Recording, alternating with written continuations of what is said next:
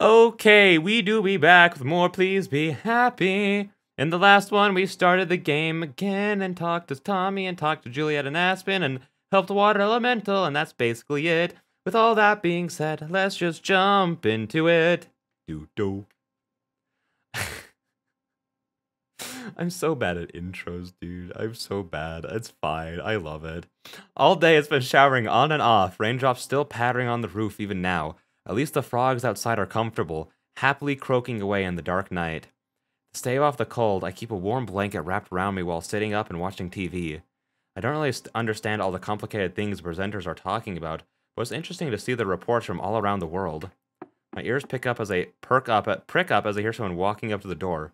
A series of 3 knocks gently ringing out against it. Always 3 from Juliet. Yeah? Are those her pajamas? I don't think we've ever seen them. I'm making some tea. Would you care to join me? I can make some hot chocolate as well. They're so cute. Oh, they're so cute. Sorry, I didn't want to speak over Juliet.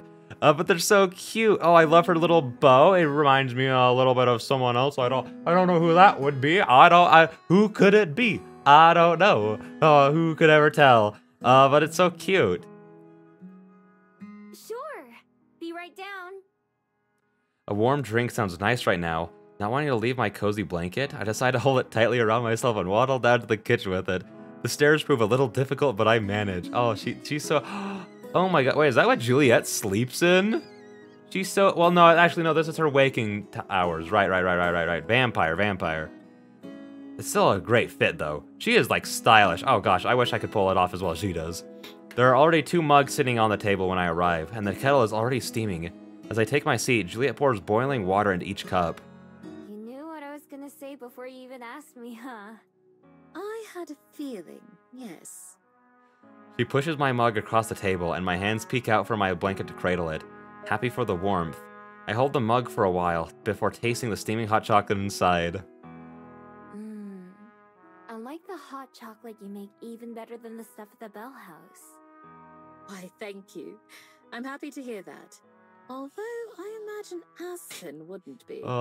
Dude, does she make, like, homemade hot chocolate? Like, what does that mean? Like, I need to look up better ways to make hot chocolate, because I also... Oh, shoot, I crashed! I'm pushing my computer too hard. Oh, no!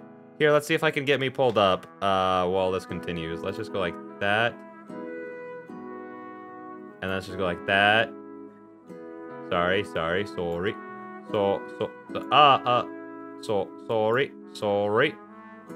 Let's see if we can get this to work.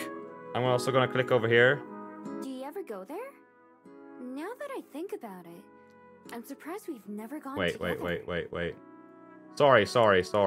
I don't know why it keeps going black. We haven't. Oh, why don't we change that sometime? I'd be then? down. We go on a little coffee date to where my other girlfriend works. That'd be great. Perhaps we can meet Aspen for breakfast there instead. It has been a while since I've stopped by. Well, that'd be lovely. Sure! I've never gotten any food from there. Only drinks. You're in for a treat then. They serve delicious pastries and sandwiches. There's a particular one that I know Aspen enjoys. Although, I can't remember what it was. That's okay. I'm sure I'll be fine with anything they have. I can't remember the last time I tried something. Yeah, she doesn't exactly seem like the pickiest of peoples. That must come in handy when traveling the world so much, I'm sure. Oh, yeah. Can't afford to be picky when you don't know the next time you'll even have options. That's the fairest point. Food or type of cuisine that you most enjoy? Not really. Most of the time I just eat junk food or leftovers. Not really anything fancy. Understandable.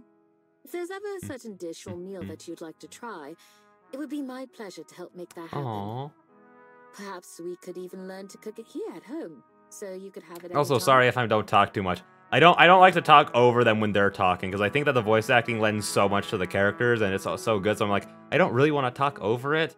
And it's like, I'll comment when I have comments between them speaking, but I just want to clarify, so then people aren't just like, wow, he's just gonna sit here for the next, like, 3 hours. That's cool. Sure. I toss that onto my mental pile of ifs. If there's ever anything that Juliet's offered me. I know she means well, but at this point I can't remember everything she said that about.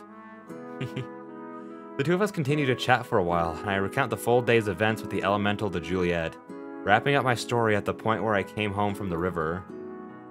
Oops, that reminds me. I never put away the wagon. Let me know where it goes, and I can take it upstairs when I go back to my room. Wagon? Oh, yes. Yes. Juliet, come on, that was just earlier today. Juliet quickly looks away, taking a sponge and busying herself cleaning some loose sugar off the counter. But it's obvious that something's off. I'm not sure what to do. It's so rare that Juliet's the one who seems uncomfortable. In fact, this is the only time I can think of. Other than when I first met her, of course, when I sort of tried to steal that painting. By the way, who does all that stuff belong to? The wagon and the toys, that is. Were they part of the library children's section before or something? No, they were personal possessions, not part of the library. Oh gosh, I just wigged out super hard there. I'm so sorry, guys. Like, okay. Is it like a family members, or is it like hers from like her past and she just has like bad memory? But that'd be so weird. Bad memories just collected all these toys she's keeping. I don't know. That doesn't sound right. So I'm guessing it's like a sibling or something. Oh, like from when you were Oh, a or at kid. the end, maybe that one. I'm surprised you managed to keep them for that long then. No, not mine. Okay, yeah, no, I was right. Somebody else's. Oh. Haha. The sponge stops moving. Juliet's shoulders slumping as she gives up trying to work. I feel a little bad for making her act so oddly. If you don't want to talk about it, that's totally fine. Sorry. I didn't know it was sensitive. I'm really, really sorry. It's fine. You couldn't have known. Besides, perhaps it's only right that you know. Oh? Oh? Know what? She turns back towards me, taking a breath before she continues. Her eyes don't look at me, though. They're looking past me. Do you remember when, several weeks ago, I told you that I met someone who changed my life? Someone who made me want to be a better person. Did she, like, adopt a kid? Yeah. Well, her name, my daughter's name, is Cosette. That is such a pretty name. Oh, no. You have a Oh, daughter? no. Had a daughter. Oh, no. Yes, and she's been the biggest blessing in my many, many years of life. Although she's not of my own flesh and blood, she was my child. I found her on my doorstep one morning, tucked into a basket with a blanket and scarf around her. It was cold that morning, so very cold. Wait. When I opened my door and saw the silent bundle there, I feared that she was dead. So, hang on. She said that she met them a few weeks ago, right? Or did she say that she did something with them a few weeks ago? Hang on. You remember when several weeks ago I told you that I met someone who changed my life? Maybe... Oh, a civil... Oh, well, I crashed again. Can I still do my expressions? Yes, okay. Then we'll just go with that for right now. Sorry. That's big enough. I can't really tell. But she was not. She was so very alive, and despite the cold, so very, very warm. She was barely a year old, if that. Yet, she didn't cry. She could have been there all night for all I knew, but she never uttered a sound. I brought her inside, of course, just so she wouldn't freeze. Beyond that, I was panicked and confused. Fair. Also, so wait, did they just not, like, knock? Yeah, they didn't no one knocked. That's, like, cringe. What the freak, dude? I'd never wanted a human child. I didn't even know how to raise one. To this day, I don't know why whoever abandoned her chose my doorstep to leave. I don't know, on, maybe it just looks like of an all orphanage. places. But how wonderfully, impossibly lucky I was. Because she didn't cry, I thought she might be mute. But that was I didn't mean to click. a great deal to say. And as she got older, She would talk and talk. Every word was like music, a melody to my ears only. I felt so fortunate and so unprepared. I suddenly had the life and well-being of another in my own hands. Her future, her everything. It was a responsibility I had never asked for, and likely would have never asked for if my life hadn't changed that day. It sounds like she's saying axed. She grew and grew, from a curious baby to precocious child, then to a confident young lady, and finally to a lovely woman. I couldn't have been more proud as a mother. Every graduation, every breakup, every smile and tear changed my life. As my daughter, of course it would be true to say that I raised her. Oh, is this going to be like... But it was mutual. She also made me into the person I am today. Is this going to be like relating to Miho's thing of needing to accept that because of what she is? Like, she's going to outlive all of these people? Like, she's going to have to be like, I had to watch my own daughter age, turn old, and die? Like, oh. Once Juliet finishes speaking, I let out a breath I don't remember holding. Just as when she'd first started speaking, her gaze is still fixed on the empty wall somewhere above my head. Just like when Aspen gets sucked into one of her books, I can tell that Juliet's mind is somewhere else entirely. The moment that I resolved to raise her, I made a promise to myself and to her. Okay. A promise that I would do all in my power to make the world Cosette lived in, grew up in, a better one that I had experienced. That I would show her how to find the beauty and the joy in all things dark and terrible. In a sense, I ceased to exist as a single person. My life was no longer my own. It was tied, forever and always, to another. So, all those toys and things... Yes. The treasures and mementos of another But why life. is it making you so sad, Juliet? Of happy days filled with laughter. Of scraped knees and tummy aches. Of heartbreak and homecomings. I keep them there as not simply a reminder, but a tribute to those times. Whoa. I would have never guessed any of that. I never knew you were a mom. Samesies. Her gaze returns to me, to the world that we're in now. She gives a little smile, but it looks fragile. Well, I suppose it's not something I speak of very often. Does she live here in Wellington?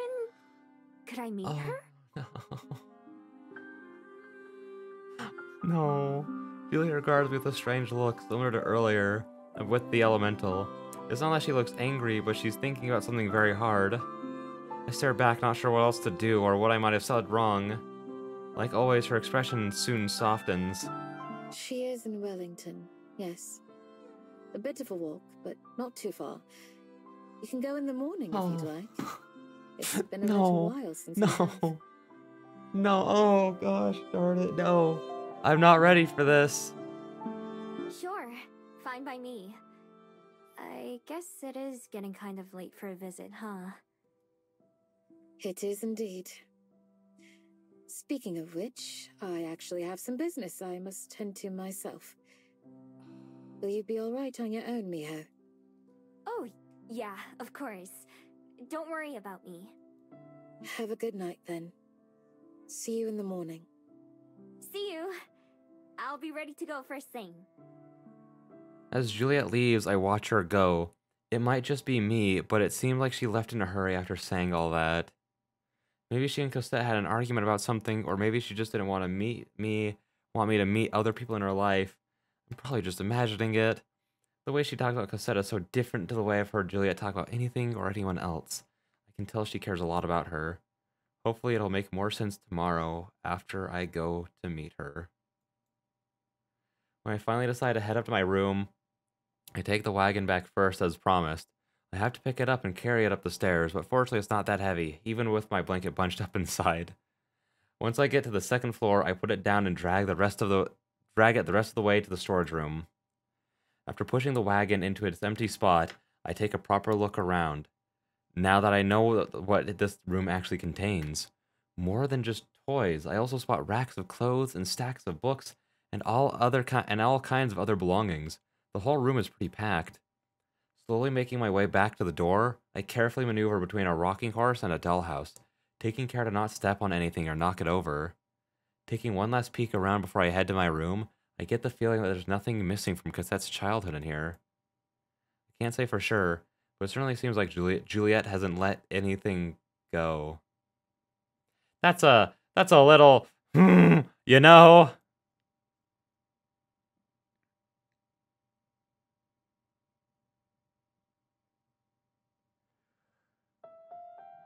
The morning air is fresh and crisp. The plants around us looking healthier for the drink last night.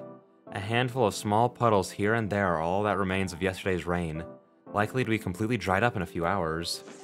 As I stand by the front door of the library, Juliet walks up beside me and unfolds her parasol, bringing it over her head. Shall we depart? It's about a 30-minute walk from here, so perhaps we'll take a ride back once we're done. Yep. Will you be okay in the sun with that? Yes. It's still early enough that I don't need to worry too much. Lead on then. Stepping out into the brilliant morning, I stretch and roll my shoulders. It's a nice day, not too hot and not too cold. As always, Juliet's steps are measured, and even as she walks, her parasol bobs with each step, making it look like she's wearing a big hat from this angle. I smile to myself at that image as I skip along beside her.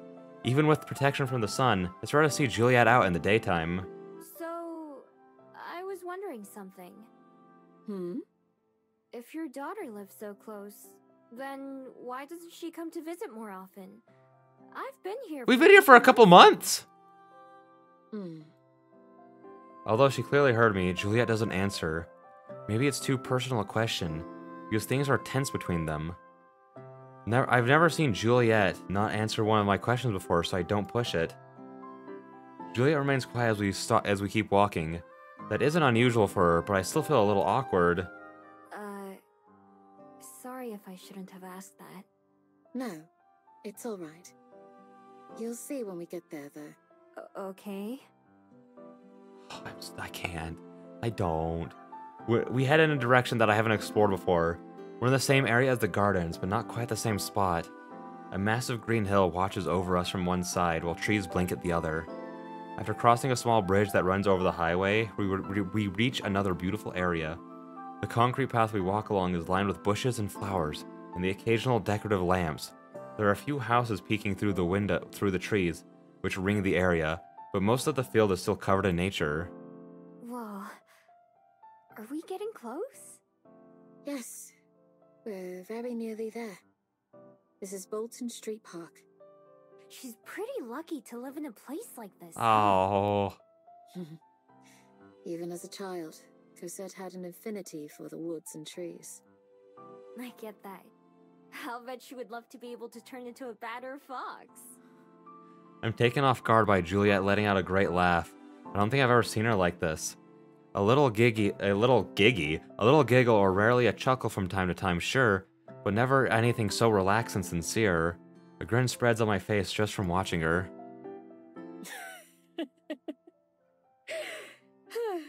Yes, I think you're right about that. There are only a handful of houses around the park, so I wonder which one is Cosette's. Time and time again, we walk on past the turns which lead to any of them. Just as I start to wonder where it is we're going, Juliet slowly comes to a stop. The main path forks into two here. The one to our left, a well-trodden dirt path. There's a sign, but I can't quite read the writing yet. Everything okay? We're not lost, are we? Heavens, no. A number of tall trees shade the path that we're on, giving enough protection for Juliet to slide her parasol shut. She takes a deep, silent breath, then smiles and gestures down the offshoot before us. It's right this way. Just a little further. Nodding, I follow again as she leads us onward. Right away, I notice that something is a little bit off. Juliet's steps are slower and a bit more uneven, like she doesn't want us to get to wherever we're going. After a few minutes of walking in silence, she takes one last turn off from the path we were on, leading me up a small hill dotted with trees. Once we reach the crest, Juliet comes to a stop. Still confused, I step up beside her. Here we are. No. Huh? I don't see... Oh. In the shade of the trees is a gray stone monument. Its edges are rough and worn from time, but it's spotlessly clean. There are others like it nearby, practically identical. Woods are carved into the stone, too small for me to read easily. I've never visited, but I realize what this place is. I silently mouth the letters of the word on top, even though I'm pretty sure I know what it's going to say. There's a C, and then an O, and then an S. Cosette's grave is preserved perfectly. I'm sure Juliet wouldn't stand for anything else. I'm... sorry. I didn't... It's okay, Miha. I'm aware you didn't know. But I wanted you to. She turns back to the grave, gently running a hand over the curved stone. My beautiful, precious daughter passed away years ago. Almost 2 decades by now. Oh! She lived a long, full life and spent her final moments with those she loved. The last words she told me, the last words she ever said to me. Juliet's shoulders shake without a sound as I stand there. Helplessly, she shudders as she takes a deep breath. Or that she couldn't have been happier. What was she like? She was so many things that it's almost impossible to answer. I think you would have liked her. I'm sure she would have loved you. She was adventurous and free, sometimes stubborn to a fault. Once her heart was set on something, there was no stopping her. Everything she did vividly, to the fullest. Even if the very laws of existence told her something was impossible, she would try anyway. She was endlessly kind, with compassion for every living thing, from the smallest insect to the largest, most ferocious beast. She saw the value in all of them. She gives a small smile as she looks at me, even as tears well in her eyes. I gulp and try to force down my own emotions. You should have seen her as a child. She would talk your ear off. Both of them, if you'd let her. There wasn't a single person near us who didn't know who she was. So open and free was she. That warmth and care. It was the core of her life. If she saw someone in need, she would rush to their aid. It just naturally came to her. If you or I see someone hurting, we may choose to help. For Cosette, it wasn't a choice. It was simply who she was. To know her was to adore her. Every day that went by, I was more and more proud of her. Those virtues never faded a bit. Even on her last day, she was worried for me more than anything. I promised her that I would... Juliet sobs, dragging her hand across her face. All I can do is watch my own emotions in a storm that tosses me in all different directions. The pain in Juliet's shaky voice is enough to make my own breath tremble. But beyond that, there's something else. Something eating at me that I don't want to acknowledge. Juliet turns back towards the grave, taking a couple steps closer, unfurling her parasol. She holds it over her shoulders like a shield, guarding herself against the sunlight. She is also able to stand a little straighter. I promised her that I would live as she did, to honor her memory with kindness and with virtue and with compassion and patience for all, that I would ensure her legacy lived on in the many lives she had touched. It was only in the days that followed her passing, as I wandered lost and alone, that I truly began to understand how much she had saved my own life. The gift she gave me was something I'd never had before. Purpose. How very silly and irrelevant things such as wealth and prestige began to seem after that. Those were fleeting concepts, born as a misplaced need or desire. There was something that could be much greater.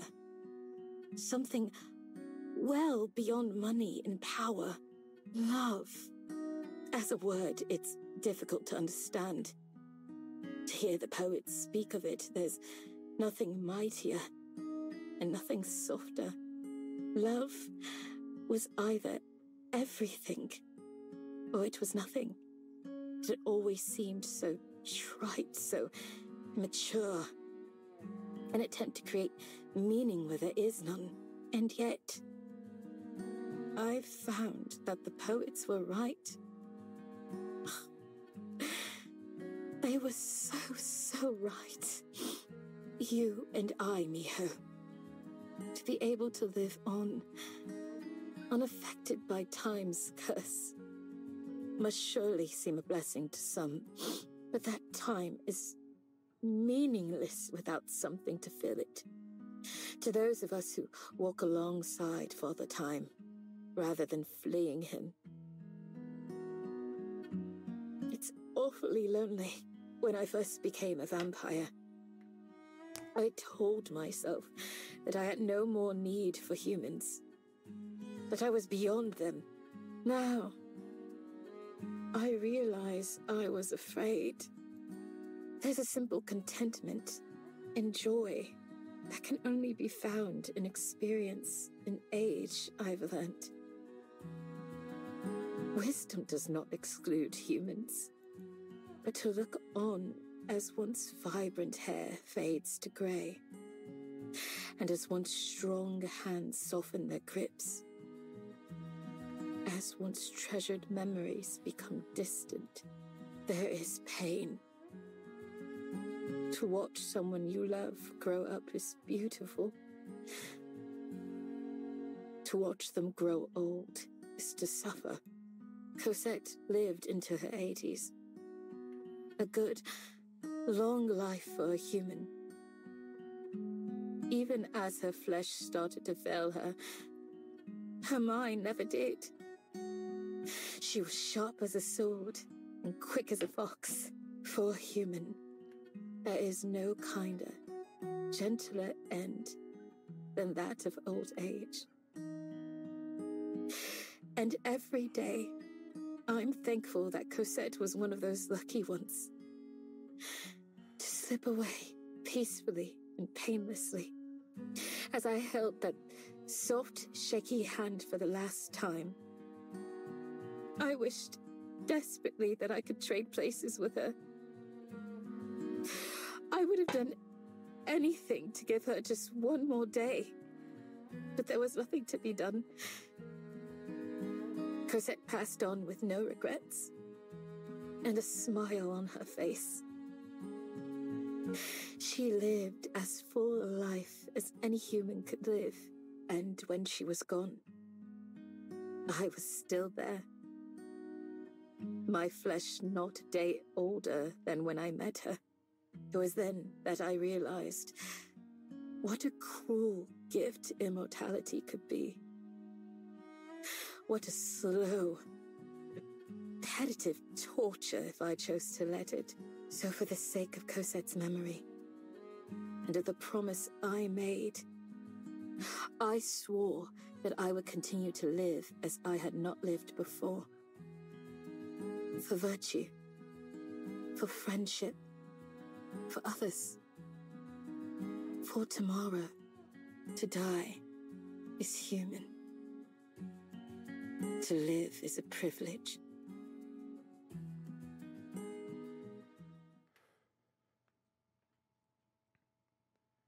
With absolute clarity, the storm inside me calms as they pass through its eye. There's a sense of finality in Juliet's words, which leaves them ringing in my ears as I stumble backwards without thinking about it. To die is human. All humans. Cassette, someday Aspen, but also even my person. Understanding hits me like an arrow to the heart, and I barely notice the look of surprise on Juliet's face as I transform, turning tail and fleeing into the forest.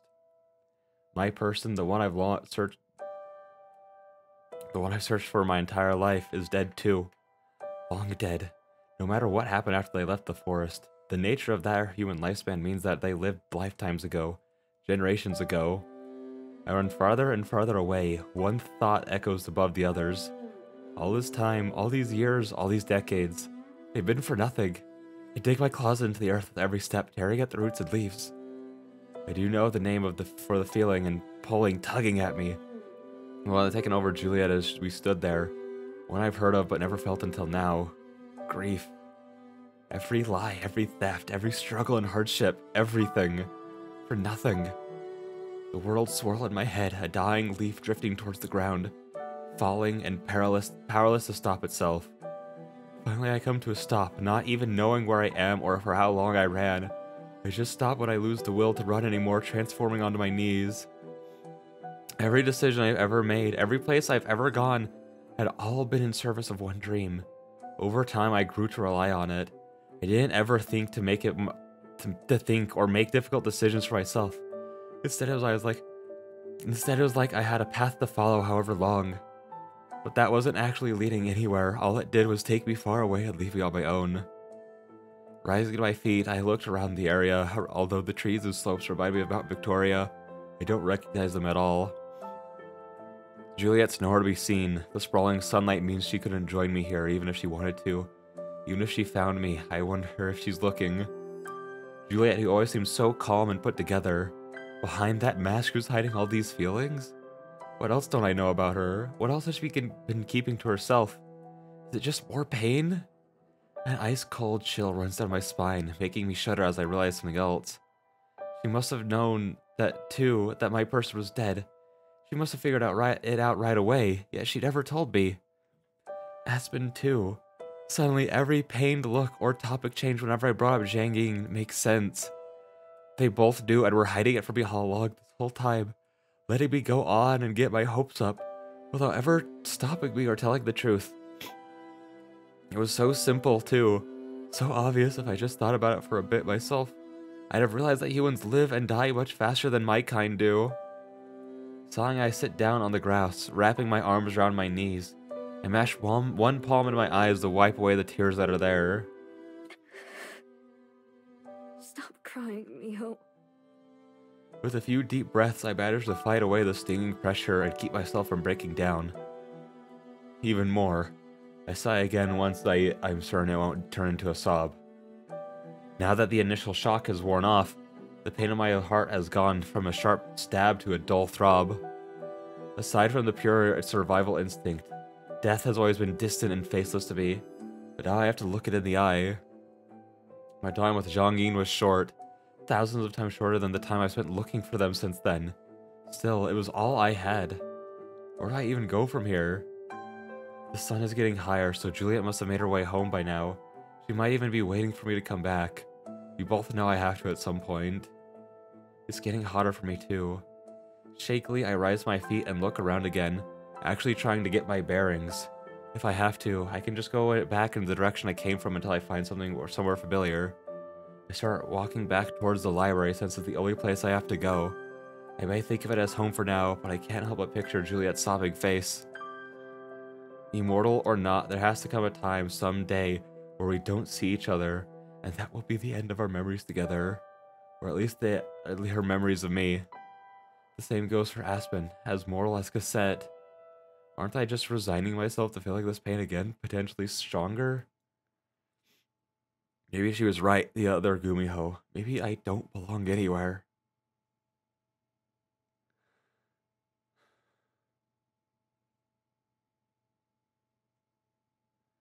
I think that's probably a good place to end the episode. And sorry that, that hit me, really hard. Stuff like this, just people, dealing with it, especially if it's, characters I'm, invested in.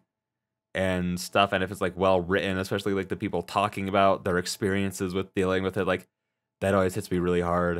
It's something that I've had to deal with in the past as well.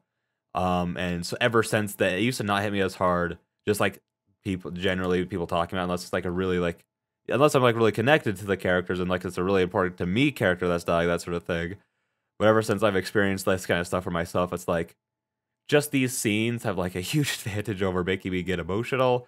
So I'm sorry if it sounded like I'm being a bit too much right now, but yeah, that really hit me hard, and like that's why I wasn't saying anything during her whole speech, because I was just like, I gotta get it together, man, before I have to start reading again. So I think that that's probably a good place to end. Oh, that was a lot. As soon as we started going there, I was like, oh no, I'm not. Like, because I know it's gonna hit me hard.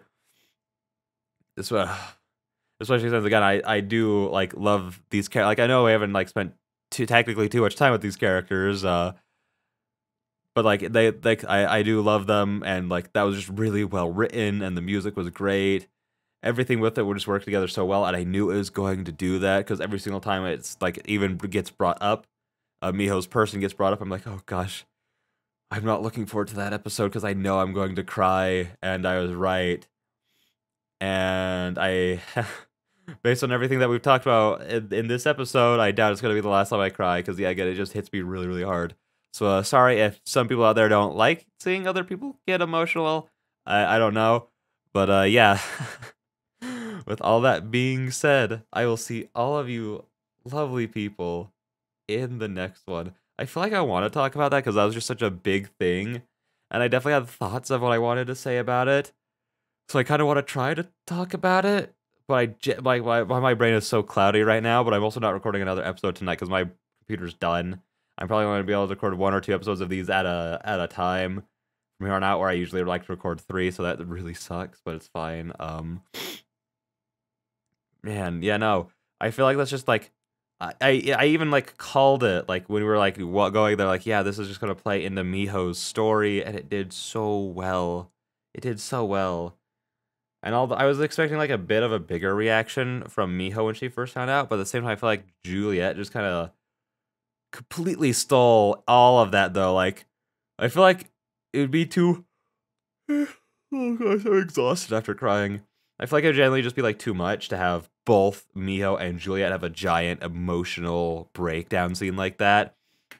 And Juliet's was so good and so emotional. I don't know if I could have made it through another one. Like, if Miho had to have like a huge breakdown scene, like I probably would have had to end the episode right there, and we just have to come back to it later, which would have been super awkward.